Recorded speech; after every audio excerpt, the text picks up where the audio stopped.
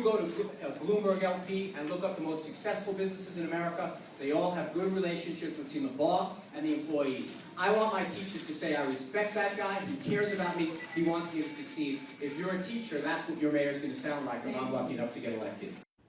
Did you catch that blurry image in the background? It was Anthony Weiner actually talking about something other than inconvenient photos or tweets, actual issues. He participated in the first mayoral debate on Tuesday, and according to most reports, the spotlight was on him, and according to the Times, the guy was mobbed by reporters here when he entered the room and when the debate ended, making no reference, not even being pressed, by the way, on it, on the Twitter scandal that obviously brought him down.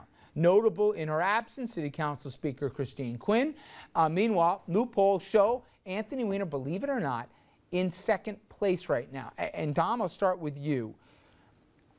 Listen, I didn't think you were right that he was going to get in and all this, but I thought that it wouldn't be this soon and this fast that they would have moved on. I'm talking about the media and even the crowds. Like you mentioned it, when he went to Harlem in one of his first rehabilitation tours, they were like, oh, the bad media here, we love you.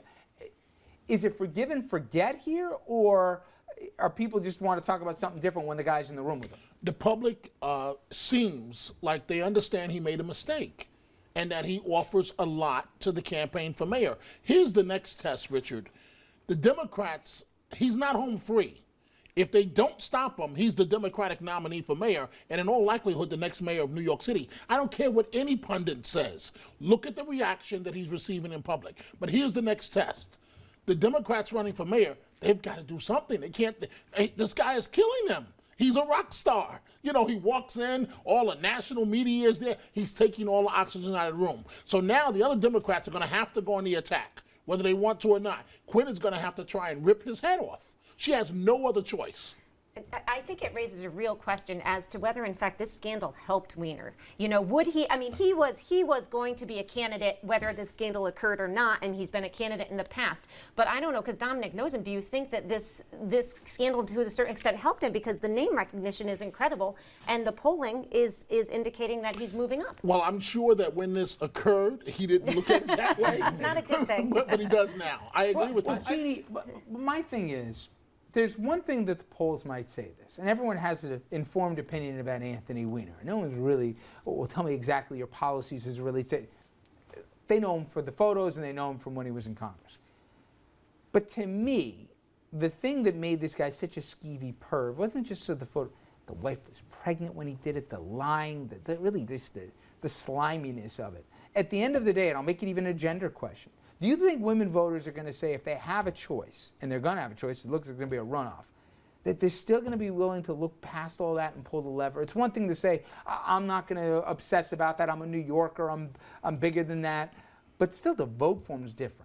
Yeah, and I think you're absolutely right, because one thing the polls do show, even though they are closing and he's within 5 points of Quinn, in a head-to-head, she still gets him by more than 10 points, and there is a huge, there's a gender gap, I won't say it's huge, where there is just a certain percentage of women New Yorkers who feel that they can't overlook this. They're not going to vote for him. And I think the campaign realizes that. I mean, I think that they've accepted the fact that there's a certain segment of women who just aren't going to be able to get over this fact. Interestingly, we are going to have something of a gender war if you look at, the first real serious woman candidate for mayor versus, this guy who has these kind of gender-related issues. I'll tell you only one small thing, Dom, you may or may not agree, is that he was a little flip last night, joking around about a few of the questions. People still want to see contrition out of this guy. They like the video and all this, but he better not be the Weiner, Anthony Weiner we both knew him covered here, which was he thought he was the greatest thing since sliced bread, and he made sure everybody knows it. He lets that side slip out again. They will turn right on him. But in fairness, Richard, I've never met a politician that does not think they're the best thing. thing. Some of them hide it better than others. Right. Okay? He's got to hide it. He never hid it. I agree with you 1,000%. Andrew, he has to hide it. this next one for you.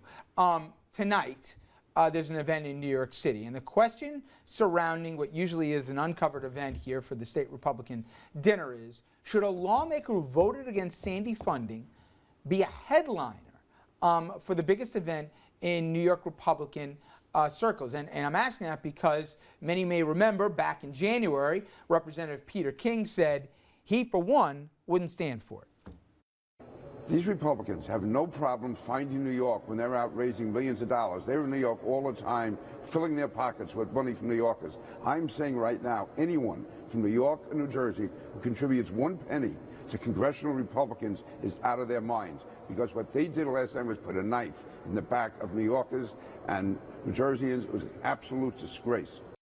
Well, the guy who plunged that knife, along with some other friends, is going to be in New York tonight, and he will be the headliner. The New York State GOP has asked Senator Ted Cruz, who has accepted, to headline their annual dinner. And after Sandy, Cruz voted against federal funding for Sandy not once, but twice. For his part, Peter King and also Congressman Grimm, who avoided our calls here like the plague, they will both not be attending, and I don't think it's coincidental.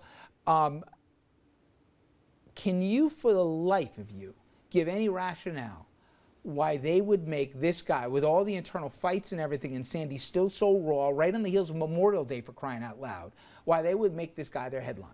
It's a fundraiser, and they're trying to sell tickets. They're trying to generate the dollars, and they're going to get a full house to this thing tonight with Republicans from all over the state who have packed in to see one of the new ultra-conservative voices in the Senate come and speak and energize the very, very right-wing base of the state Republican Party. Okay, but we live, Andrew, in a very, very blue state. And if they ever want to be elected to anything, why would you do this? It's like self-immolation.